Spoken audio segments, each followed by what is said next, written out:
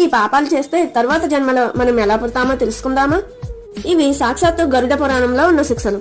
చివరి 5వ తప్పు మాత్రం అస్సలు చేయకండి, లేదంటే మీకు తరువాత జన్మ అనేదే అస్సలు ఉండదు. మొదటిది, ఎవరన్నా తన మిత్రుల్ని నమ్మించి చివరికి మోసం చేస్తారో వారు తరువాత జన్మలో గ్రద్దలాగా పుడతారు.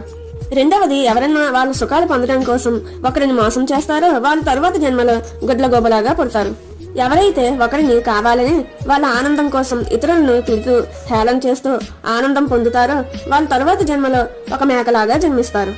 నాలుగవది, ఎవరైతే ఈ జన్మలో తీపి పదార్థములు దొంగలిస్తారో వాళ్ళ తరువాత జన్మలో తేనెటీగలాగా మారి జీవితం మొత్తం తీయనైన వాటి చుట్టూ తిరుగుతూ ఉంటారు. ఈ 5వ పాపం అన్నింటికన్నా అతి పెద్దది.